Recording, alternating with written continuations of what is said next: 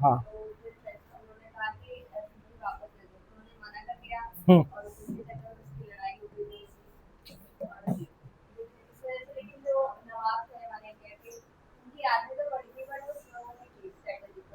हम्म। और नवाब नवाब कौन थे? नवाब अनवरुद्दीन। कर्नाटक के जो नवाब थे वो अनवरुद्दीन थे। मेरी बात समझ गई? और ऐसा क्यों एग्जिस्ट हुआ था बताओ? ये सब फर्स्ट कर्नाटिक वॉर के चांसेस क्यों हुए? क्योंकि क्योंकि हुआ क्या कि जो कर्नाटक के जो नवाब थे सादतुल्ला खान, उनकी डेथ हुई। उनकी डेथ के बाद बने दोस्त अली। दोस्त अली को मराठों ने मार दिया। उसके बाद उनका बेटा बना सफदर अली, जिनको उनके रिश्तेदारों ने मार दिया। समझ में आ गया? अब ऐसे में जो है, ठीक है, कौन इंटरफेयर करेगा? निजाम, जो निजाम है, मेरी बात समझ गई, जो हैदराबाद के निजाम है वो इंटरफेयर करेंगे और वो जो है अनवरुद्दीन को नवाब बना देंगे। मेरी बात तुमको समझ में आ गई? ठीक है। और हम देखते हैं फिर क्या होता है। नवाब अनवरुद्दीन जब होते हैं उस समय, ठीक है, तो हम देखेंगे कि यहाँ पर जो है एंग्लो फ्रेंच राइवलरी कर्नाटक में स्टार्ट हो जाती है। और उसमें क्या होता है कि ब्रिटिश कुछ फ्रेंच के शिप्स को क्या करते हैं? पकड़ लेते हैं। ठीक है। बदले में फ्रेंच क्या करते हैं? फ्रेंच जो है वो मद्रास को, उनका जो स्ट्रांग होल्ड होता है मद्रास को कैप्चर कर लेते हैं। अब ब्रिटिश सहायता मांगने जाते हैं नवाब अनवरुद्दीन पे, वे हमारे जहाज छुड़वा लो। ठीक है ना? नवाब फ्रेंच को बोलते हैं उनको जहाज छोड़ दो, लेकिन वो छोड़ते नहीं फ्रेंच। और हम देखते हैं कि इन दोनों के बीच में वॉर होता है, जिसमें नवाब अनवरुद्दीन हार जाता है। मेरी बात तुमको समझ आ गई? ठीक है। और उसके बाद जो है ट्रीटी ऑफ एक्सला चैपल साइन होता है। कहाँ पर? यूरोप में। और दोनों जो हैं फिर से नॉर्मल रिलेशंस में आ जाते हैं। तो this is your first Anglo French rivalry. ठीक है। अब हम लिखेंगे what? Second Carnatic war. Second Carnatic war.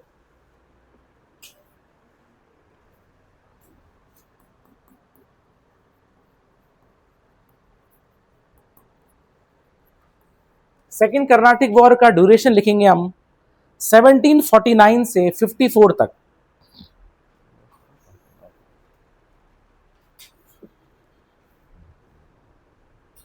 ठीक है।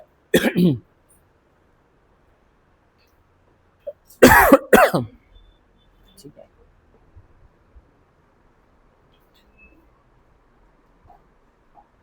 कब से कब तक? 49 से 50, ठीक है, लिखेंगे 54 तक। तो अब देखें, हम लिखेंगे, देखें हम क्या देख रहे हैं कि ये जो सिविल वॉर हो रहा है इंडियन पावर्स के बीच में, इनको सपोर्ट कर रहे हैं ब्रिटिश या फ्रेंच। अलग अलग पार्टीज को ब्रिटिश और फ्रेंच सपोर्ट कर रहे हैं। मतलब जो है यहां के इंटरनल मैटर्स में, ठीक है ना, ईस्ट इंडिया कंपनी और फ्रेंच ने पार्टिसिपेट करना शुरू कर दिया है। मतलब क्या हो रहा है कि वो ट्रेडिंग कंपनी से अब पॉलिटिकली एक्टिव हो गए और मेरी बात समझ गई, और अपना राजनीतिक फायदा कराना चाह रहे हैं। कैसे करवाना चाह रहे हैं कि जिसको वो सपोर्ट करेगा वो जीत गया तो उसको कुछ कंसेशन देगा। मेरी बात समझ गई? ठीक है। तो अब हम देखेंगे second Carnatic war. Second Carnatic war हम देखेंगे कि यहां पर एक स्टेट है हैदराबाद और एक दूसरी स्टेट है हमारी कर्नाटक। कर्नाटक, समझ आ गया? अब दोनों स्टेट में, कल मैं तुम्हें लिखाया था, दोनों स्टेट में क्या होता है, अपने अपने जो इश्यूज चल रहे होते हैं। ठीक है। यहां पर फ्रेंच मुजफ्फर जंग को सपोर्ट करते हैं। समझ आ गया? किसको? मुजफ्फर जंग को सपोर्ट करते हैं। और कर्नाटक में फ्रेंच सपोर्ट करते हैं चंदा साहिब को। किसको सपोर्ट करते हैं? चंदा साहिब को करते हैं। मेरी बात तुमको समझ आ गई? देखो, हैदराबाद की रियासत है, हैदराबाद में मुजफ्फर जंग को सपोर्ट कौन करेंगे? फ्रेंच सपोर्ट करेंगे। और वहीं हमने देखा कि कर्नाटक में फ्रेंच सपोर्ट कर रहे हैं चंदा साहिब को। अच्छा, और चंदा साहिब के अपोनेंट कौन है यहां पर? नवाब अनवरुद्दीन। कौन है? अनवरुद्दीन। मेरी बात समझ गई? तो यहां पर इंग्लिश जो है, इंग्लिश सपोर्ट करेंगे अनवरुद्दीन को।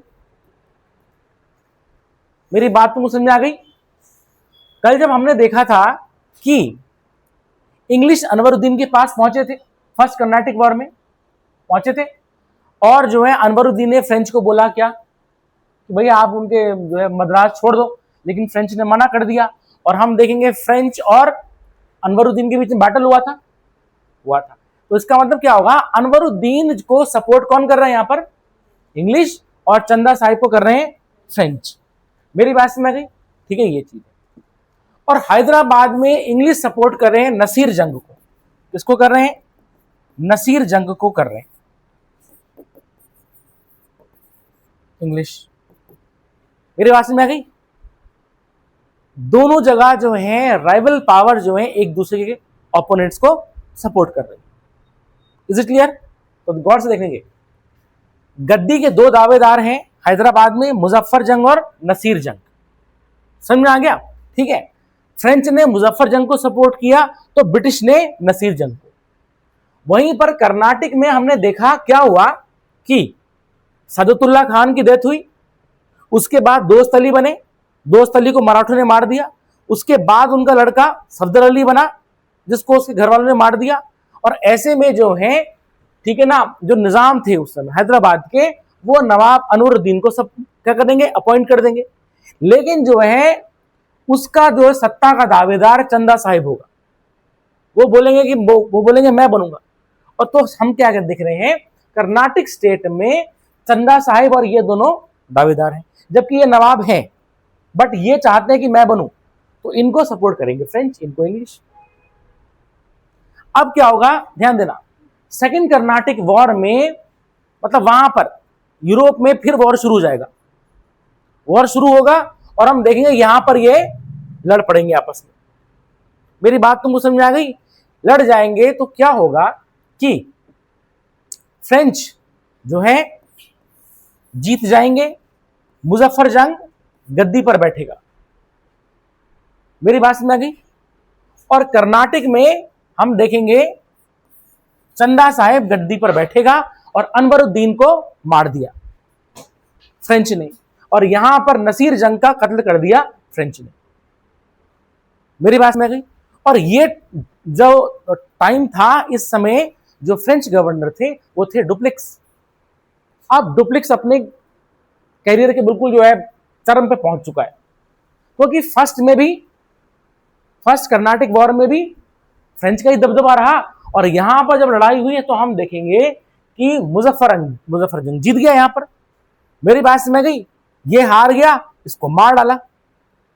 समझे आगे? कर्नाटक में इज इट क्लियर? लड़ाई हुई, ठीक है ना, अंग्रेजों ने सपोर्ट किया, ऑब्वियस बात है अनवरुद्दीन को मार डाला, और यहां पर चंदा साहिब बन गए। फायदा हो गया कि नहीं हो गया? मेरी बात समझ गई? लेकिन इसके बाद हम देखेंगे कि गद्दी पर बैठने के बाद फिर से जो है वॉर होगा। मेरी बात समझ गई? Between the British and the French. लेकिन इस बार क्या होगा, हम देखेंगे कि अब से हम देखेंगे इंग्लिश अपर हैंड पर जाएंगे। मतलब एक तो सिंपल सी बात है, गद्दी पर बैठा दिया उधर चंदा साहिब को, इधर बैठा दिया मुजफ्फर जंग को, और अब जो है इनकी आपस में जो है लड़ाई होगी। और हम देखेंगे इस बार क्या होगा कि ब्रिटिश जो है अपनी पॉलिसी थोड़ा चेंज करेंगे, स्ट्रैटेजी चेंज करेंगे, और हम देखेंगे वो दोनों जगह जो है फ्रेंच को हरा देंगे। मेरी बात तुमको समझ आ गई?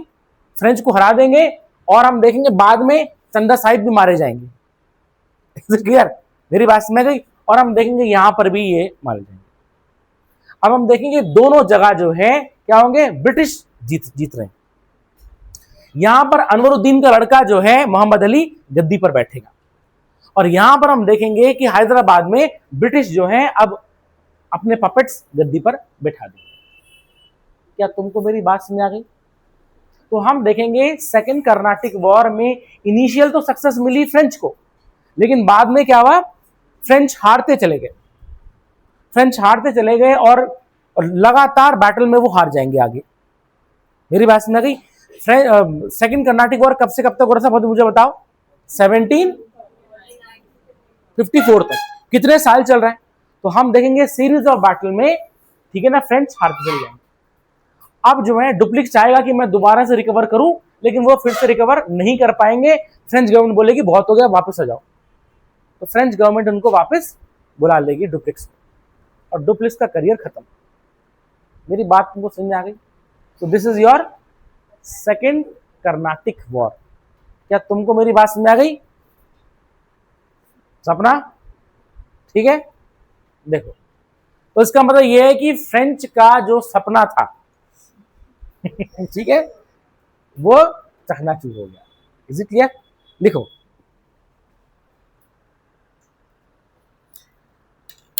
सेकेंड कर्नाटिक वॉर में लिखेंगे,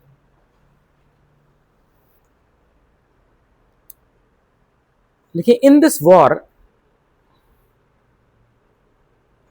फ्रेंच सपोर्टेड द मुजफ्फर जंग एंड चंदा साहिब, मुजफ्फर जंग एंड चंदा Sahib in Hyderabad and Carnatic respectively. Muzaffar Jung and Chanda Sahib in Hyderabad and Carnatic respectively. Whereas the British supported their opponents, whereas the British supported their opponents in the two states. Two states कौन से लिखेंगे? Nasir Jung in Hyderabad and Nawab Anwaruddin, and Nawab Anwaruddin, Nawab Anwaruddin. अच्छा, क्योंकि बाद में मारे जाते हैं, लेकिन and later his son Mohammad Ali in the Carnatic, and later his son Mohammad Ali in the Carnatic. ठीक है, next point,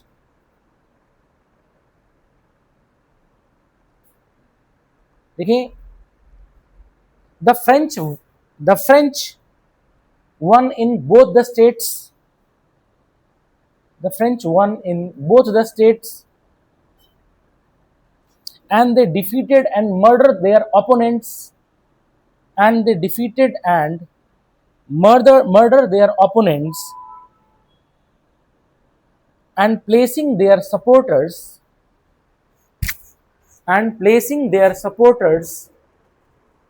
on the throne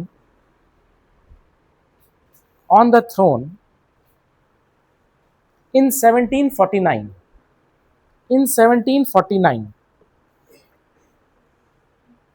ठीक है, नेक्स्ट लिखेंगे, the British captured the Arcot under Lord Clive.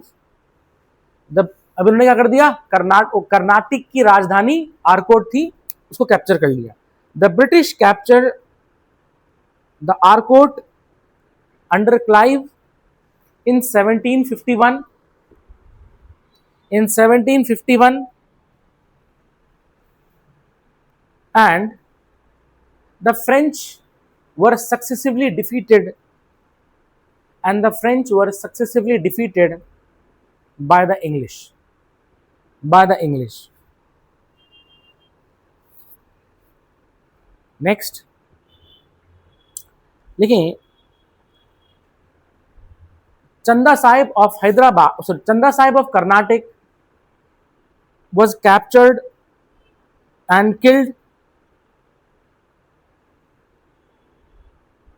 and the British placed Muhammad Ali, and the British placed Muhammad Ali, लिखेंगे bracket में, son of Nawab Anwaruddin, son of Nawab Anwaruddin, on the throne of the Carnatic, of the Carnatic।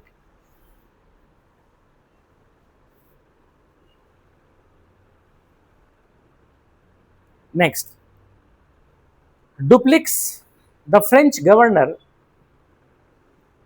made a futile effort made the futile effort to reverse the trend to reverse the trend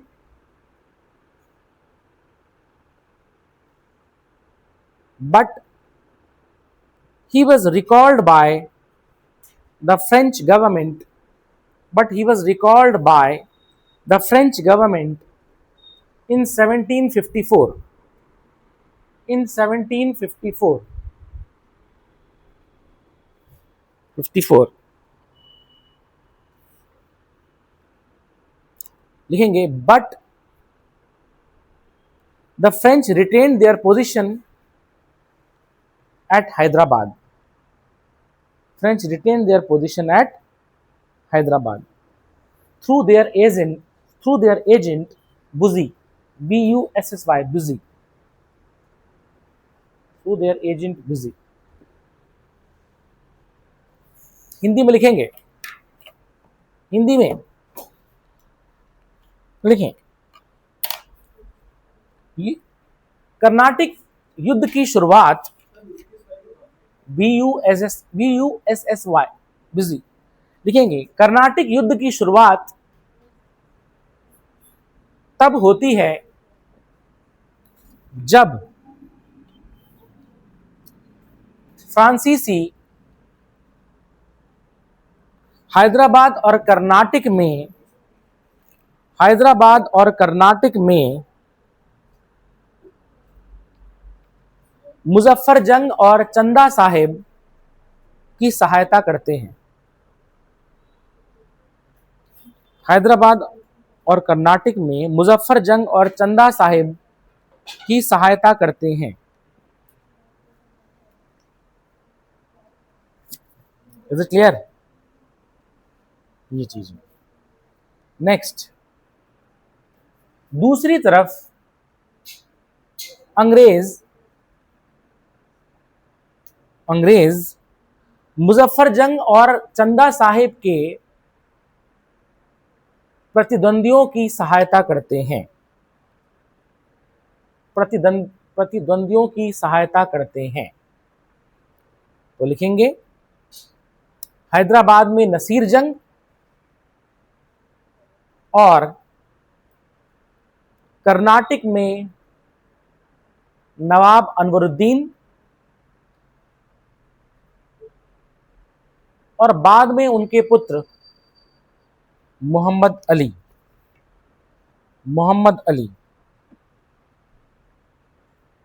समझ आ गया? ठीक है, ये चीज लिखें,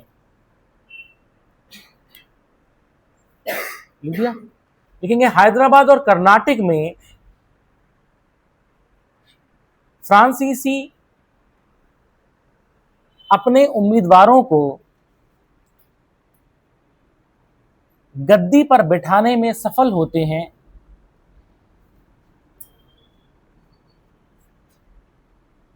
और उनके प्रतिद्वंदियों को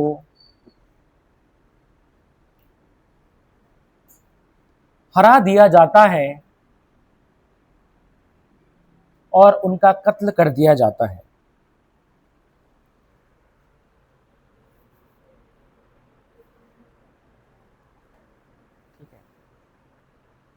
लिखें, 1751 में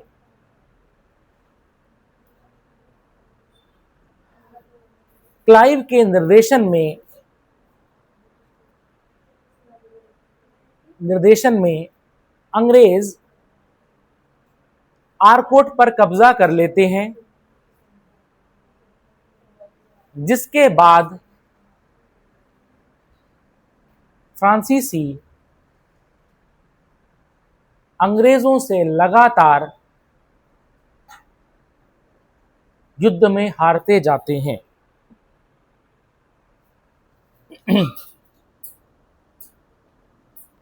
समझ में आ गया? लिखें, कर्नाटक में नवाब चंदा साहिब को मार दिया जाता है और अंग्रेज नवाब अनवरुद्दीन के पुत्र मोहम्मद अली को गद्दी पर बिठाते हैं।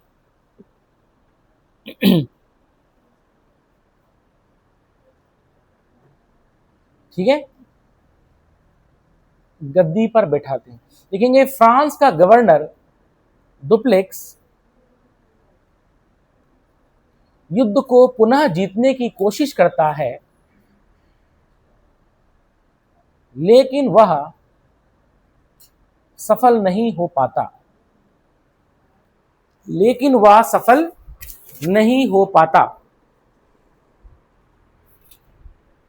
और बाद में उसे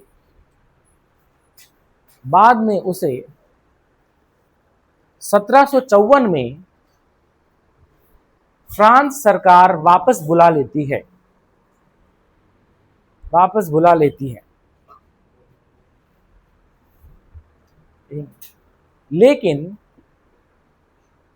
लेकिन हैदराबाद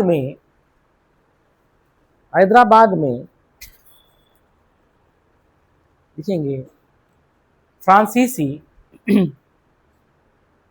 अपने एजेंट बुजी के जरिए हैदराबाद पर नियंत्रण रखते हैं।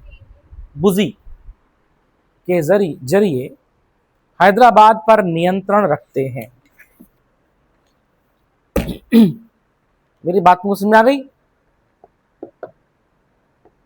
अब हम चलेंगे थर्ड कर्नाटिक वॉर। लिखें, थर्ड कर्नाटिक वॉर।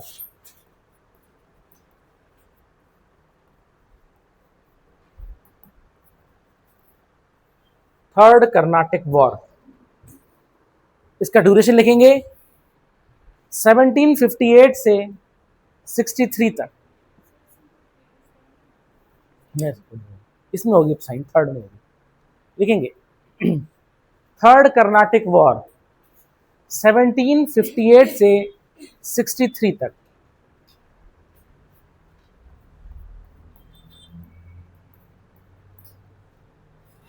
अब सुने, यूरोप में फिर से 7 ईयर वॉर शुरू हो गया है between the Britain and the French. Is it clear? लड़ाई हो गई। अब वो लड़ाई वहां होगी तो फिर यहां भी चलेगी। अब ध्यान देना, यहां पर क्या है भाई, कर्नाटक और ये इसको तो ठीक है, हो गया, निपट गया। बंगाल में उस समय सिराजुद्दौला होता है और हम देखेंगे कि ब्रिटिश क्या करते हैं।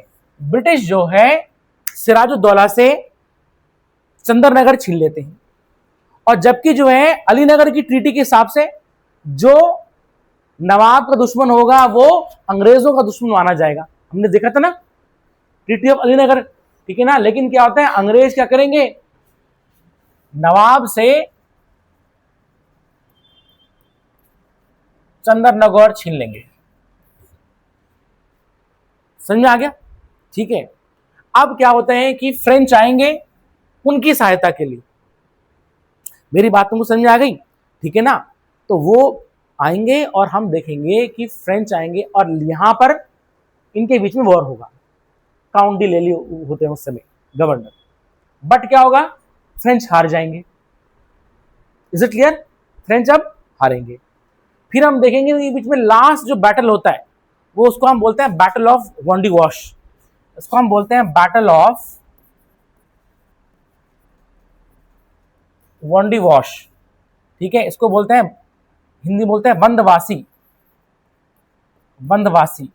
वॉन्डी वॉश तो अंग्रेजों ने बोला ना इसको, इंग्लिश में उसको बैटल ऑफ वॉन्डी वॉश कहते हैं, वैसे बंदवासी। तो बैटल ऑफ बंदवासी होता है, ठीक है ना, जिसमें जो है फ्रेंच फाइनली हार जाएंगे और उनके सारे सेटलमेंट किसके, ब्रिटिश के हो जाएंगे। और इसमें पौंडीचेरी भी था, क्योंकि पौंडीचेरी उनका स्ट्रांग होल्ड होता है। मेरी बात में गई? तो बस बैटल ऑफ बंदवासी के बाद फ्रेंच धराशायी इंडिया में। डुप्लिक्स तो पहले ही चला गया, मेरी बात समझ गई। और हम देखेंगे यहां पर ब्रिटिश सुप्रीम पावर अब बन चुके हैं लगभग, मेरी बात तुमको समझ में आ गई। लेकिन फिर क्या होगा, फिर उनके बीच वहां पर वॉर होगा, ट्रीटी साइन होगी, ट्रीटी साइन होगी तो वो क्या होगा, यहां पर भी ट्रीटी साइन हो जाएगी और हम देखेंगे कि जो है ब्रिटिश उनके जो फ्रेंच के जो सेटलमेंट थे उनको वो वापस दे देंगे, जिसमें पौंडीचेरी और सेटलमेंट्स आ जाते हैं। करेकाल, यनम, माहे, पौंडीचेरी ये सब फ्रेंच सेटलमेंट है, वो उनको वापस कर दिया जाता है। लेकिन इसके बाद क्या होगा, फ्रेंच अब देखा जाए तो राइवल है ही नहीं ब्रिटिश के। तो थर्ड कर्नाटिक वॉर के एंड जैसी हुआ तो हम देखेंगे मतलब जो है इंडिया की सुप्रीम पावर जो है तुम्हारी कौन, ब्रिटिश बन चुके थे, मेरे बात में, क्योंकि इनके मेन राइवल कौन थे, फ्रेंच थे, बट वो फिर अब हार जाएंगे। और यहां हम देख रहे हैं, ध्यान देना, अंग्रेजों का इंडिया में कॉन्कर करना हम देखेंगे कि कैसा है, उनके लिए रास्ते खुलते चले गए। एक तो मुगल अंपायर डिक्लाइन हो रही है, उनके आपस के वॉर, कर्नाटक में वॉर, सिविल वॉर, मेरी बात समझ गई, हैदराबाद में सिविल वॉर, तो उसका वो फायदा उठा रहे हैं। तो ये नहीं है कि मतलब जो है कि वो लोग बुरे थे, अरे भाई हमारे में ही कमी है, हमारे में ही, जाहिर सी बात है ना, जब तक ध्यान देना मुगल थे, औरंगजेब थे, तो जो है ऑब्वियसली बात है ब्रिटिश भी थे, फ्रेंच भी थे, लेकिन उनकी हिम्मत नहीं थी कुछ करने की। बट यहां पर क्या है, लेटर मुगल्स अपनी ही गद्दी संभालने में लगे हुए, मोहम्मद सररंगी उसको कुछ फर्क ही नहीं पड़ रहा, तो ऐसे में स्ट्रांग हो जाएंगे। तो हम देखेंगे उनके लिए, ब्रिटिश के लिए गेम बिछता चला गया, रेड कारपेट बिछती चली गई हर बार, और उन्होंने उसका फायदा उठाया। मेरी बात तुमको समझ में आ गई, ठीक है ना। और हम देखेंगे धीरे धीरे करके ये सुप्रीम पावर बनते चले गए। इज इट क्लियर, मेरी बात समझ में आ गई ना। जो है बंगाल में, ठीक है, मीर जाफर धोखा देता तो फिर ऑब्वियसली बात है सिचुएशन शायद कुछ और होती। बंगाल के बड़े बड़े बैंकर, रिचमैन जो है ने तो मीर जाफर को सपोर्ट कर दिया, उन्होंने जो अंग्रेजों को सपोर्ट किया, समझ आ गया। वहां वो उधर घसीटी बेगम जो है ने ऐसा घसीटा सिराजुद्दौला को कि भाई वो, मेरी बात तुमको समझ आ गई। तो ये हमारे अंदर एक इनहेरेंट वीकनेस थी जिसका फायदा अंग्रेजों ने उठाया। तो गलती उनकी, मतलब बुरे वो नहीं है, हालांकि है वो बुरे, बट हम जाहिर सी बात है जब पॉलिटिकल वैक्यूम हो जाएगा तो ऑब्वियसली बात है कोई ना कोई तो उसको भरेगा ना। फॉर एग्जाम्पल अगर कोई सरकार ही नहीं बन रही है तो ऑब्वियसली बात है नई पार्टी आएगी, वो जीतेगी, वो रूल करेगी, तो वैक्यूम क्रिएट हो रहा है कि नहीं हो रहा है, यही चीज। और यही हम देखेंगे सब जगह, मेरी बात तुमको समझ आ गई, जितने भी हो रहे हैं वो इस तरह से। इसमें तुम्हारे फिर बाद में मराठा भी आएंगे, उनके आपस में सिविल वॉर चल रहा है कि गद्दी पे कौन बैठेगा, मेरे बात समझ आ गई, ठीक है। ये चीज है, पंजाब में भी ये सिचुएशन आएगी, मेरी बात तुमको समझ आ गई बस। और वो फिर पूरे इंडिया के पैरामाउंट पावर बनेंगे बनेंगे। इज इट क्लियर, तो लिखें लिखें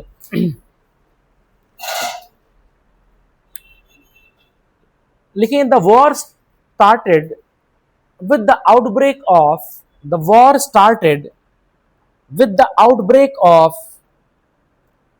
7-year war in Europe, outbreak of 7 years war in Europe in 1756.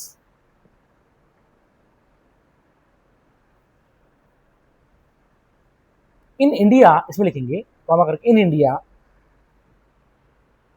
Lord Clive captured Lord Clive and Watson in 1757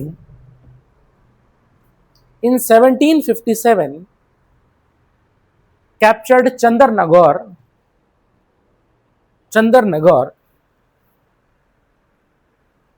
लिखेंगे, अच्छा चंद्रनगर में फ्रेंच सेटलमेंट भी थे, लिखेंगे and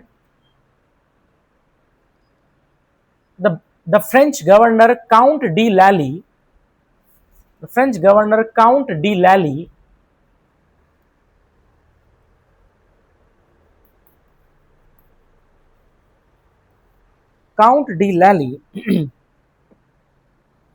arrived in Bengal to retrieve the position of French in India in 1758.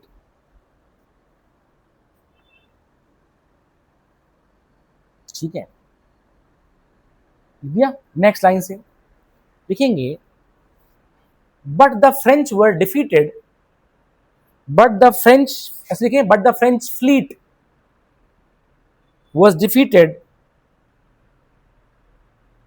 by the English Navy, लिखेंगे bracket में, under Pocock, under Pocock, POCOCK, Pocock. और French fleet किसके अंडर थी, लिखेंगे डी आर्क, POCOCK, पोकॉक लिखेंगे, और French लिखेंगे, और फ्रेंच नेवी किसके अंडर थी, लिखेंगे DACHE, समझ आ गया। यहां देखो, वैसे इसको पढ़ा जाता है डा, सुनो, इसको पढ़ा जाएगा डा, द एक, ठीक है ना, लेकिन द एक, इज इट क्लियर? हाँ हाँ, एंड और फ्रेंच फ्लीट किसके अंडर है, द एक, ठीक है। इसमें लिखेंगे the French lost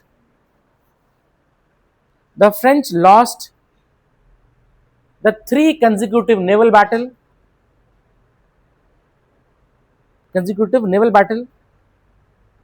in 1759,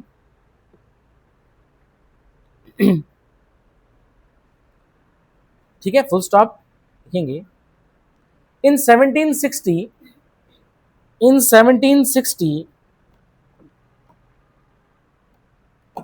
English General Sir Eyre Coote, English general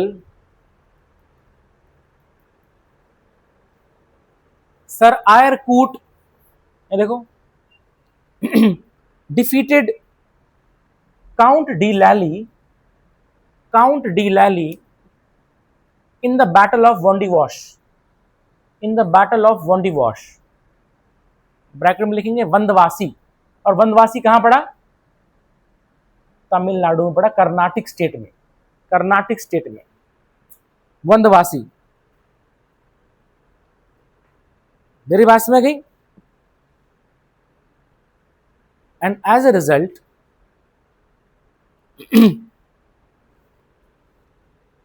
the French lost the settlement at Pondicherry in 1761,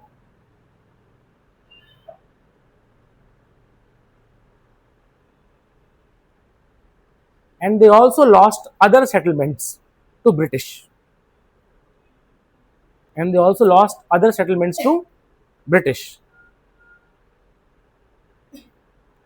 देखेंगे later in 1763,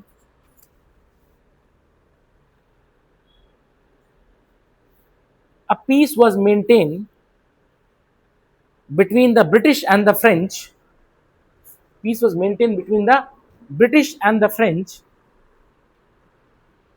In which the English gave the French settlement which was conquered by the British to French, ठीक है, तो French, समझ आ गया। इन which the British, क्या बोला मैंने, हाँ ठीक है,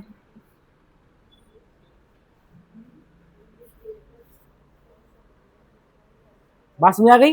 हिंदी में लिखेंगे, सपना देखो भाई, तुम क्या देखो, इसको अपने लिखें, तृतीय कर्नाटिक युद्ध की शुरुआत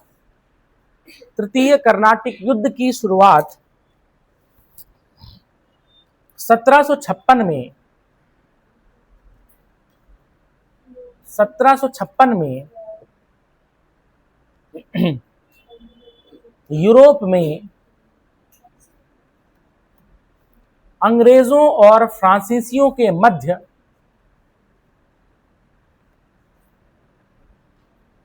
7 वर्ष चले युद्ध से होती है। 7 वर्ष चले युद्ध से होती है। समझ में आ गया? लिखें, जिसमें लॉर्ड क्लाइव और वॉटसन ने 1757 में बंगाल में चंद्रनगौर पर अधिकार कर लिया।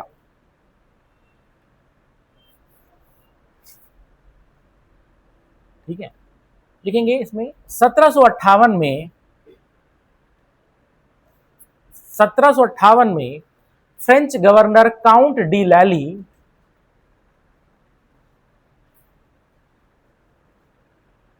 बंगाल पहुंचा, जिससे कि फ्रांसीसी सेटलमेंट को मजबूत किया जा सके।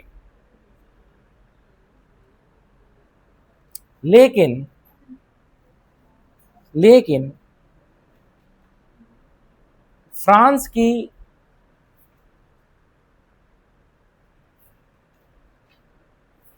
नौसेना,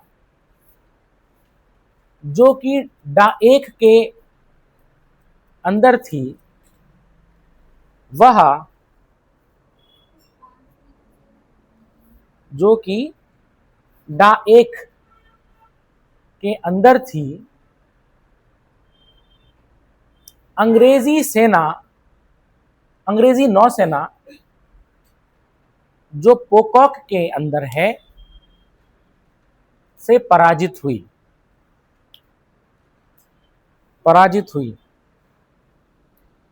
लिखेंगे, फ्रांस की नौसेना अंग्रेजी नौसेना से लगातार 3 बार पराजित हुई। ठीक है, इसमें लिखेंगे नेक्स्ट 1760 में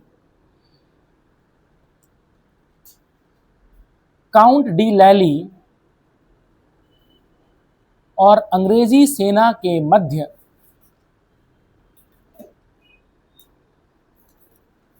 लिखेंगे ब्रैकेट में जो इंग्लिश जनरल सर आयरकूट के अधीन थी,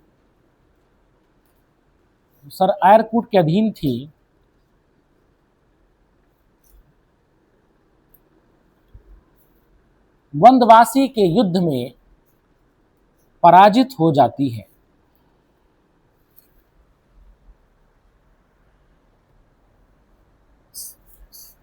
सत्रह सौ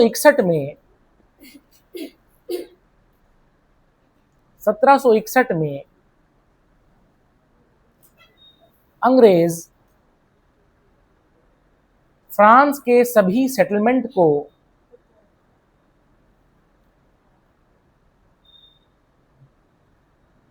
अपने कब्जे में ले लेते हैं।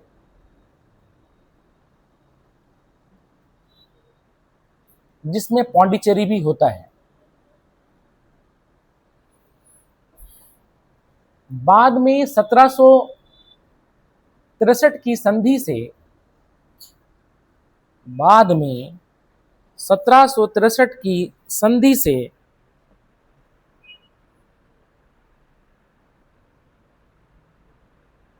से अंग्रेज फ्रांस के सभी सेटलमेंट उनको वापस सौंप देते हैं।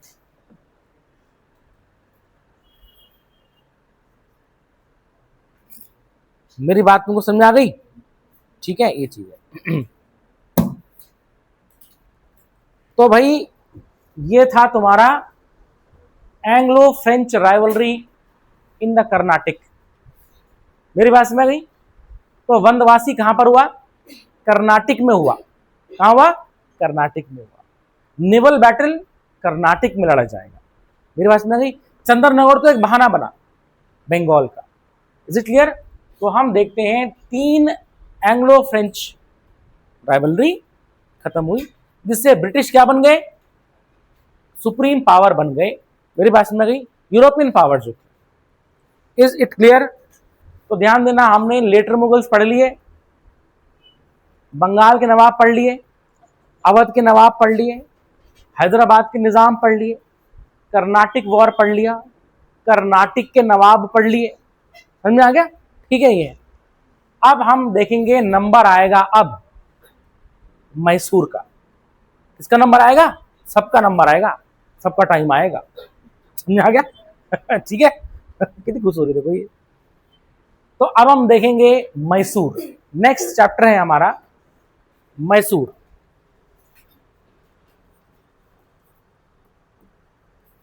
मैसूर मैसूर, हाँ लिखूंगे 1761 से 1799 तक मैसूर। देखें,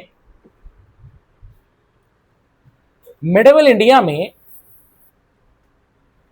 यहां देखो मध्यकालीन भारत की बात है। हम देखते हैं वहां पर 2 किंगडम थे। साउथ में जो था वो था विजयनगर साम्राज्य, विजयनगर एम्पायर।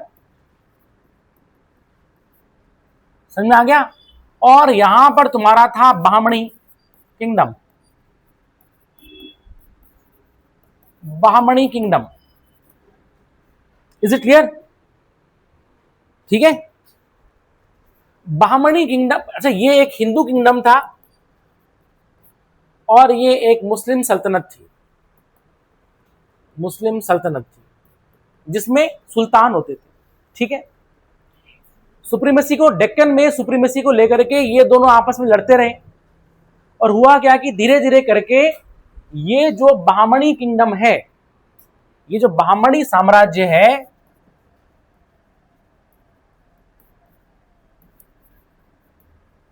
ये तुम्हारा टूट गया। अहमदनगर, बीजापुर, गोलकुंडा, बिदर और बिरार में टूट गया। बहमनी साम्राज्य को हो गए टुकड़े। अहमदनगर, बीजापुर, गोलकुंडा, बिदर और बिरार। Is it clear? लेकिन हां, विजयनगर साम्राज्य बना रहा। Is it clear? बहुत ही शक्तिशाली था। बाद में हम देखेंगे बैटल ऑफ राक्षस टंगड़ी में, बैटल ऑफ तालीकोट, ठीक है, उसमें हम देखेंगे कि बहमनी किंगडम जो टूटा था, इनमें जो है, जो तुम्हारी सल्तनत थी, इन्होंने कंबाइन अटैक किया विजयनगर साम्राज्य पे, और विजयनगर साम्राज्य बिखर गया। मेरी बात तुमको समझ आ गई? ठीक है। अब हम देखेंगे विजयनगर एम्पायर के डिसइंटीग्रेशन के बाद। ठीक है। अच्छा, बाद में इनको जो है तुम्हारा ये मुगल्स कैप्चर करेंगे। ओके, ठीक है। हम देखेंगे इसके एम्पायर के डिसइंटीग्रेशन के बाद डेक्कन में एक डायनेस्टी आई, उसका नाम था वोडेयार डायनेस्टी। वोडेयार डायनेस्टी हालांकि उतनी इंपॉर्टेंट नहीं है, बट फिर भी आई, हिंदू डायनेस्टी थी। Is it clear? समझ में आ गया? किसके डिसइंटीग्रेशन के बाद? विजयनगर एम्पायर के डिसइंटीग्रेशन के बाद। ठीक है। अब क्या हुआ कि वोडेयार डायनेस्टी में उस समय राजा था चिक्का कृष्ण राजा फर्स्ट। समझ आ गया? चिक्का कृष्ण राजा फर्स्ट। ठीक है। वो देखा जाए एक नाम मात्र का रूलर था। ठीक है ना? तो हम देखेंगे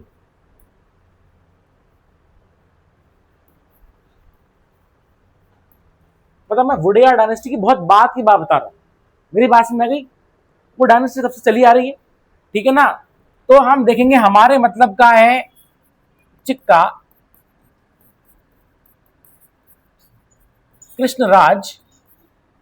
कृष्णराजा फर्स्ट। ठीक है, basically he was the de jure ruler.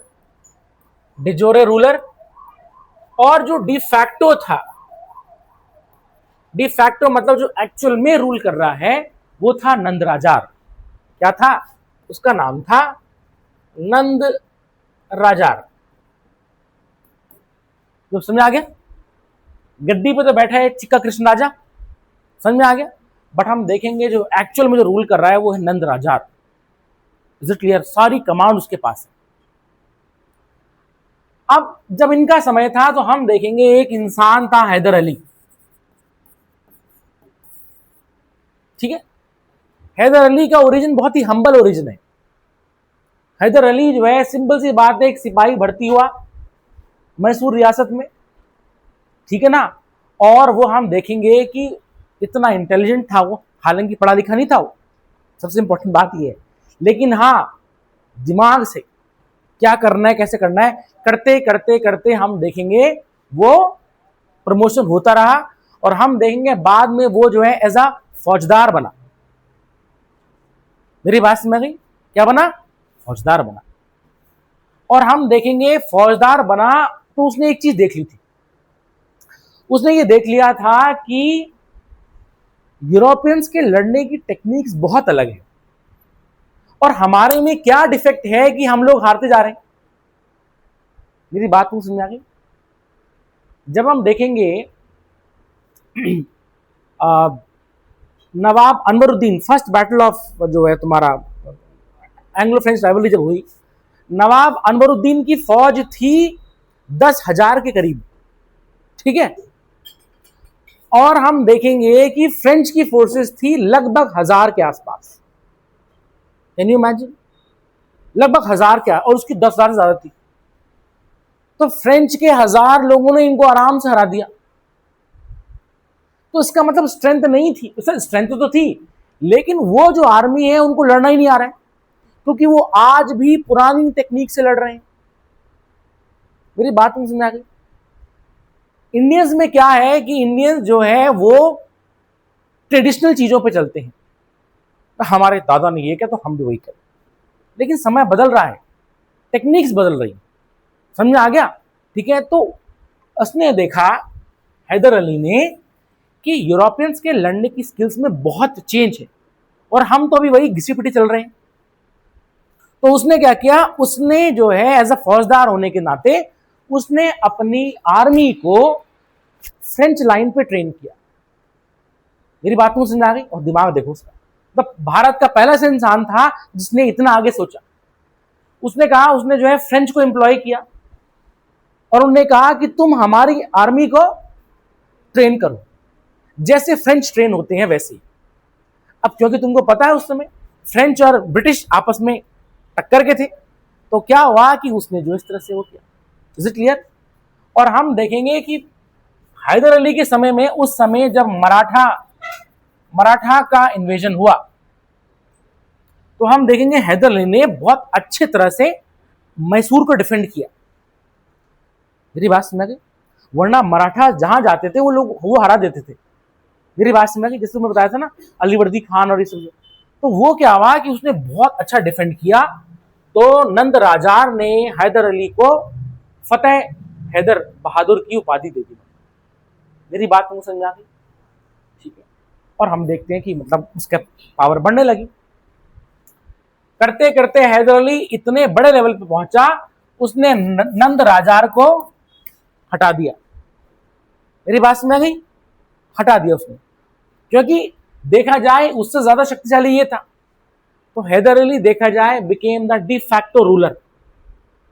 But हाँ, चिक्का कृष्ण राजा पे उनकी उसकी एक रिस्पेक्ट थी और उसने उनको गद्दी पे बैठे रहने दिया गया। समझ में आ गया? वो चाहता तो उनको भी हटा देता, उन्होंने बोला कि नहीं, उन्होंने कहा आप गद्दी पर बैठे। और हैदर अली ने कभी भी अपने को जो है ऐसा राजा या कुछ सुल्तान कभी नहीं कहा। मेरी बात तुमको समझ आ गई? वो अपने को सिंपल एक फौजदार ही कहता रहा, जबकि वो देखा जाए डी फैक्टो रूलर बन गया था। Is it clear? मेरी बात तुमको समझ आ गई? तो नंद राजा का पत्ता कट गया। और अब हम देखेंगे, अब हैदर अली बना तो उसने क्या किया, बिल्कुल जो है प्रॉपर्ली ढंग से ट्रेंड किया अपनी आर्मी को फ्रेंच लाइन पे। Is it clear? और हम देखते हैं कि हैदर अली के टाइम पे हम देखेंगे फर्स्ट एंग्लो मैसूर वॉर लड़ा जाएगा। मेरी बात समझ में आ गई? फर्स्ट एंग्लो मैसूर वॉर समझ में आ गया? ठीक है, देखें हम देखेंगे कि टोटल तुम्हारे जो है 4 वॉर लड़े गए। समझ में आ गया? First, second, third, fourth Anglo Mysore war. ठीक है, फर्स्ट एंग्लो मैसूर वॉर में हम देखेंगे हैदर अली जीत जाएगा और अंग्रेज हार जाएंगे। और इंडिया में पहली बार हो रहा था ऐसा कि अंग्रेज हार रहे हैं, क्योंकि उसकी आर्मी फ्रेंच के हिसाब से ट्रेंड थी। और हैदर अली ने क्या किया, उसने जो है उसकी आर्मी वहां से आई, समझ आ गया, मैसूर से, और वॉर हुआ दोनों के बीच, और उसने मद्रास पे घेराबंदी कर दी। मतलब ब्रिटिश के स्ट्रांग होल्ड मद्रास को चारों तरफ से घेर लिया।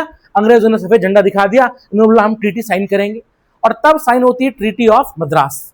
और हैदर अली ने अपनी शर्तों पे वो ट्रीटी साइन कराई। अब तुम देखो क्या लेवल होगा उसका कि अंग्रेज लोग हार रहे हैं। समझ आ गया? उसने पूरा मद्रास घेर दिया। तो हम देखेंगे फर्स्ट जो है वॉर सक्सेस हुआ। मेरी बात समझ में गई? सेकेंड मैसूर वॉर जो है वो भी, मतलब वो जब चल रहा था तो हैदर अली को बेसिकली कैंसर हो गया था उस समय, समझो, वो कैंसर से जूझ रहा था। तो सेकेंड एंग्लो मैसूर वॉर में ही बीच में हैदर अली की डेथ हो गई। और अब हैदर अली का लड़का जो है था टीपू, तो टीपू ने जो है ये वॉर संभाला। तो सेकेंड एंग्लो मैसूर वॉर आगे वही बढ़ाएगा। लेकिन ध्यान देना, दोनों साइड जो है मैसूर और जो है ब्रिटिश लड़ते रहेंगे, ना कोई जीतेगा ना कोई हारेगा, दोनों थक जाएंगे। मेरी बात समझ में गई? तो इसका तो कुछ नतीजा नहीं निकला। समझ में आ गया? लेकिन हाँ, दोनों ने मतलब एक ट्रीटी साइन कर दी, हाँ भाई we will respect each other territories and so on. पक्का? अब टीपू जो है क्या करेगा, अब चिक्का कृष्ण राजा को भी हटा देगा, and he assume the title of sultan. Tipu Sultan मतलब रूलर। मेरी बात समझ में आ गई? ये तो अपने को फौजदार कहता रहा मरते दम तक, लेकिन हम देखेंगे उसने इसको भी हटा दिया। उसने बोला मैं ही रुकूंगा, और हम देखते हैं टीपू सुल्तान, अब सुल्तान बन जाएगा वो टीपू। अब क्या होगा कि थर्ड एंग्लो मैसूर वॉर होगा। थर्ड एंग्लो मैसूर वॉर में हम देखेंगे कि ब्रिटिश जीत जाएंगे। अब ये क्या है, फर्स्ट सेकंड थर्ड, वो मैं तुम्हें लिखाऊंगा, है ना? ठीक है, बट मैं तुम्हें एक हल्के से बता रहा हूं। थर्ड एंग्लो मैसूर वॉर में जो है टीपू सुल्तान हार जाएगा। मेरी बात तुमको समझ आ गई? क्यों हारेगा? क्योंकि अंग्रेजों के साथ निजाम की फोर्सेस, मराठा, तीनों ने कंबाइन करके घेराबंदी डाली थी। तो इसका मतलब जाहिर सी बात है मराठा अपने में शक्तिशाली थे, निजाम की भी फौज थी, और अंग्रेज थे। तो हम देखेंगे ये मतलब देखो इंडियन रूलर ही इंडियन को हरा रहे हैं। और हम देखेंगे Tipu was defeated. Is it clear? मेरी बात समझ गई? और उसको ट्रीटी ऑफ श्रीरंगापट्टनम साइन करनी पड़ती है। श्रीरंगापट्टनम मैसूर की राजधानी थी, टीपू सुल्तान की कैपिटल श्रीरंगापट्टनम थी। और इस ट्रीटी से जो है उसको अपनी आधी टेरिटरी देनी होती है। मेरी बात में समझ आ गई? और ये जो टेरिटरी है वो तीनों में बटेगी। सबसे ज्यादा मैक्सिमम शेयर जाता है निजाम को, फिर जाता है मराठों को, फिर जाता है ब्रिटिश को, और साथ में जो है वो बोलता है कि भाई हमको इतने पैसे चाहिए, जो कि बहुत ज्यादा होते हैं। तो टीपू बोलता है इतना तो भाई अब मैं नहीं दे सकता, थोड़ा दे सकता हूं। तो वो बोलता है कि तुम्हारे दोनों लड़के हमारे यहां बंदी बना के रहेंगे। तो टीपू सुल्तान के दोनों बेटे बंदी के रूप में कहां रहते हैं? अंग्रेजों के पास रहते हैं। क्या तुम्हारी बात समझ आ गई? ठीक है, जब तक तुम वो पैसे नहीं लौटाओगे तब तक तुम्हारे बेटे हमारे पास बंदी रहेंगे। समझ आ गया? अब टीपू सुल्तान जो है इससे बहुत बड़ा बौखला जाता है कि एक तो मेरा बेटे भी चला गया, आधी टेरिटरी भी चली गई। समझ आ गया? वो फोर्थ जो है एंग्लो मैसूर वॉर करेगा। मेरी बात समझ आ गई? अब इस समय तक जो है लॉर्ड वेलेस्ली इंडिया आ चुके हैं। मेरी बात तुमको समझ में आ गई? ठीक है, लॉर्ड वेलेस्ली को इसलिए इंडिया भेजा क्योंकि वहां पर जो है नेपोलियन बोनापार्ट यूरोप जीत रहा है, फ्रेंच रेवोल्यूशन स्टार्ट हो चुका है और वहां पर वो जो है यूरोप में तहस नहस कर रहा है। मेरी बात समझ में गई? और हैदर अली, टीपू सुल्तान इनको सपोर्ट कर रहे थे फ्रेंच इंडिया में, क्योंकि एंग्लो फ्रेंच राइवलरी थी, तो हम देखेंगे वो सपोर्ट करेंगे उसको। Is it clear? सपोर्ट करेंगे और हम देखेंगे क्या हो जाएगा कि ये था कि अब नेपोलियन बोनापार्ट कुछ समय बाद इंडियन सब कॉन्टिनेंट में आएगा और ऑब्वियसली बात है जो रूलर्स हैं वो कहीं ना कहीं नेपोलियन का साथ देंगे ही देंगे, क्योंकि सब जगह क्या है, मैक्सिमम लोग पेंशनर बन रखे हैं अंग्रेजों के। तो अब क्या होगा कि जो है अंग्रेज बोलते हैं इससे पहले नेपोलियन पहुंचे, समझ आ गया, वो लॉर्ड वेलेस्ली को इंस्ट्रक्ट कर देते हैं जितने भी रूलर्स हैं सबसे सब्सिडी अलायंस साइन करवा देना। समझ आ गया? सब्सिडी अलायंस में क्या हो जाएगा, सहायक संधि, मतलब जो तुम्हारे उसमें जो है हमारी आर्मी रहेगी, तुम्हें प्रोटेक्ट करेगी, ये सब करेगी। इसका मतलब नेपोलियन के अंग्रेजों की सोच देखो ना तुम, वो तो जबकि आ भी नहीं पाया, he was defeated in the battle of Waterloo, but हम देखेंगे अंग्रेज ने पहले ही, समझ आ गया, सारे राजाओं से सब्सिडी ट्रीटी साइन करवा ली और वो सेफ हो गए। बट ऑब्वियसली बात है टीपू तो साइन नहीं किया। तो हम देखेंगे फोर्थ एंग्लो मैसूर वॉर में क्या होता है, फाइनली जो है टीपू अपनी राजधानी को डिफेंड करता हुआ मारा जाता है। मेरी बात तुमको समझ में आ गई? और अब हम देखेंगे कि मैसूर अब किसको दे दिया जाएगा, मैसूर दे दिया जाएगा चिक्का कृष्ण राजा के जो है उसके वंश को। मेरी बात तुमको समझ में आ गई? बट प्रैक्टिकली रूल कौन करेगा वहां पर, ब्रिटिश ही करेंगे। तो हम देखेंगे कि मैसूर भी अब गया हाथ से। Is it clear? समझ आ गया? तो ये कोई दिक्कत? अब इसमें हम देखेंगे फर्स्ट में क्या हुआ, सेकंड में क्या हुआ, थर्ड में क्या हुआ, कौन कौन सी संधियां हुई, यही आएगा तुम्हारे एग्जाम। देखिए मॉडर्न इंडिया से वो पोर्शन बहुत आसान है जो आता है तुम्हारा freedom struggle, non cooperation movement, ये वो, लेकिन यहां पर वो अटकते हैं। मेरी बात समझ आ गई? लेटर मुगल्स हो गया, ये सब हो गया, पेशवाज हो गए, इस तरह से, ठीक है ना। ये तो लिखेंगे, इसमें हम लिखेंगे सबसे पहले हैदर अली, हैदर अली, ठीक है, हैदर अली। ये एक काम करते हैं, टाइम तो हो ही गया, कल ही हम शुरू करेंगे हैदर अली, ठीक है, रानी पुखी वाली लड़की ठीक है, ठीक है फिर